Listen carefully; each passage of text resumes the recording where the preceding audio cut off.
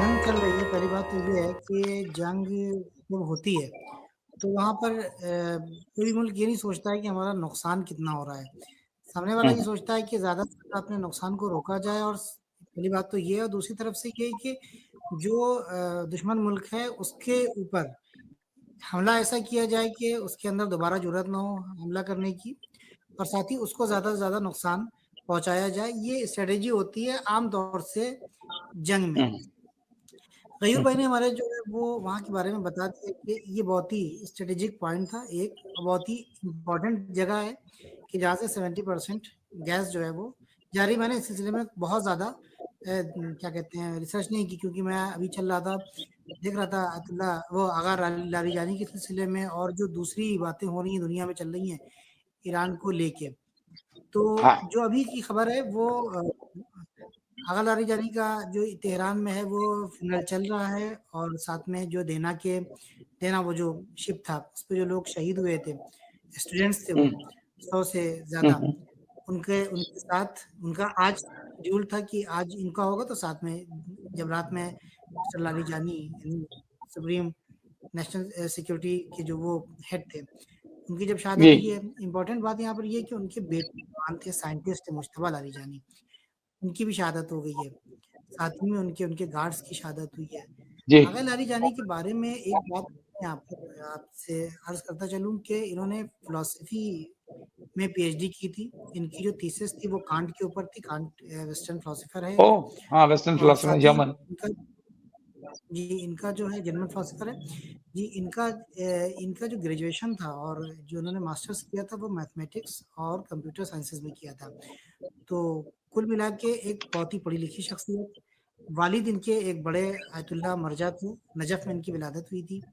साथ ही मैं शरद भाई आपकी खिदमत में बताता चलूं कि शहीद मुताहरी वन ऑफ द यानी मोस्ट प्रोमिनेंट स्कॉलर ईरान के जो गुजरे हैं, शहीद मुताहरी अयतुल्लाह खुमैनी ने उनकी बुक्स को पढ़ने के लिए ताकीद की थी कि मुताहरी की बुक्स पढ़ी जाए। आगा लारी जानी जो है वो शहीद मुताहरी के दामाद थे।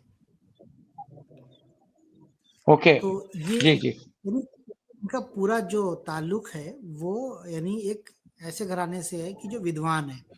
दूसरी तरफ से हम्म लाली जानी साहब उधर फौज के जो है कई सालों तक इन्होंने फौज के कमांडर रहे हैं। कई सालों तक जो है ये क्या कहते हैं सुप्रीम लीडर के आप कहें कि एडवाइजर रहे हैं। कई सालों तक इन्होंने ये स्पीकर रहे हैं पार्लियामेंट के, और ये दूसरा चरण था जब ये नेशनल सुप्रीम सिक्योरिटी काउंसिल के हेड बने थे ये। और इसको हम्म, इस बार खामनाई ने खासतौर से 6-7 महीना पहले उनको ये पोस्ट दी थी। तो ईरान दी का गई नुकसान तो शख्सियत के हिसाब से तो हुआ है, लेकिन जो इम्पोर्टेंट बात यहाँ पर मैं आपकी खिदमत में अर्ज करना चाहता हूँ और अपने नाजरीन और व्यूवर्स की खिदमत में ये सत्य हिंदी के जरिए से भेजना चाहता हूँ, वो ये है कि ईरान अभी पूरी दुनिया ताज्जुब कर रही है कि ये क्या हो रहा है, कि इनको मार दिया गया, ये कहीं बंकर में नहीं थे, जैसा कि आपने भी शुरुआत में कहा। साथ ही जो है जी वो मिस्टर खतीब जो इंटेलिजेंस के हेड थे, उनकी भी शहादत अभी थे थोड़ी देर हाँ पहले हुई है। उनकी अभी शायद जो कंफर्मेशन जी जी है, वाइस प्रेसिडेंट जो है मिस्टर आरिफ, परसों उनके ऊपर अटैक हुआ था, और कल वो हॉस्पिटल्स का दौरा करते हुए नजर आए हैं। तो आखिर दुनिया इस वक्त दुनिया में इस बार जो है वो एक ताज्जुब का माहौल है। लोग हैरत ज़्यादा हैं कि आखिर ऐसा क्यों हो रहा है, ये लोग क्यों नहीं छुपते हैं। तो अगर आप मुझे इजाजत दे तो मैं थोड़ी देर इस सिलसिले में बात करूं। मैं प्लीज चाहता हूँ बिल्कुल कि बताइए नहीं नहीं लोग जानना ये चाहेंगे कि क्या वजह है कि लोग ऐसी जी महफूज जगह क्यों नहीं रहना चाहते हैं वो इम्पोर्टेंट लोग जो लीडरशिप का हिस्सा है और जी जिनकी मौजूदगी इस जंग के लिए बहुत जरूरी है ईरान के लिए जी जी देखिए, पहली बात तो ये है कि ईरान, मैंने कई मरतबा इस बात को नकल किया और दूसरे लोग भी इस बात को बार बार रिपीट करते हैं, और मैं फिर रिपीट कर रहा हूँ कि ईरान किसी शख्स से नहीं चल रहा है। ईरान जो चल रहा है, ईरान का जो इस्लामी इनकलाबी निज़ाम है, ये सिस्टम है, ये आइडियोलॉजी के तहत चल रहा है।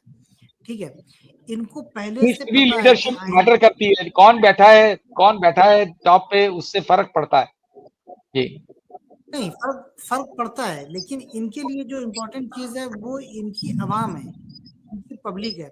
आप देखिए अमेरिका और इसराइल में फ़र्क ये है कि जो उनके लीडरान हैं वो जाके एक जगह के ऊपर छुपे हुए हैं, वो बाहर नहीं निकल रहे हैं। पब्लिक सड़कों के ऊपर अभी मैं आपको रिपोर्ट बताऊं, आज कल रात में पब्लिक निकली है कि हमें वॉर नहीं चाहिए, इतना नुकसान इसराइल में हुआ है, बुरी तरीके से तबाही मची है, ऐसी ऐसी मिसाइल्स मारी हैं ईरान ने। आप लोगों तक वो रिपोर्ट नहीं पहुंच रही क्योंकि सेंसरशिप है, लेकिन यहाँ पर थोड़ी बहुत रिपोर्ट आ रही है, वीडियोस आ रहे हैं। तो जिससे कल की रात में पुलिस वाले, इजरायली पुलिस वहीं के लोगों को पीट रही है और बुरे तरीके से मार रहे हैं। सिर्फ इसलिए मार रहे हैं कि वो पब्लिक आ रही है सामने, आने के बाद कह रही है तुम छुपे हुए हो, तुम्हारा बेटा छुपा हुआ है, तुम्हारी फैमिली छुपी हुई है, हम लोग मरे जा रहे हैं। हमारे लिए अब बंकरों तक जो है वो मिसाइल्स के असरात पहुंच रहे हैं। यहाँ पर उल्टा मामला है, यहाँ पर मामला ये है कि पब्लिक सड़क पर भी निकली हुई है।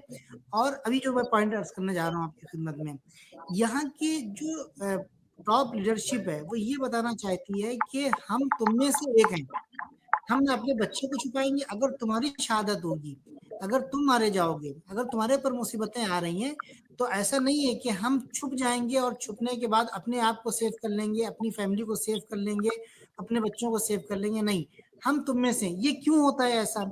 ऐसा इसलिए होता है कि ये चीज आवाम के अंदर और ज्यादा जोश जज्बा बढ़ाती है, और ज्यादा वफादारी बढ़ाती है, और ज्यादा मुल्क के साथ खड़े होने का जज्बा पैदा करती है।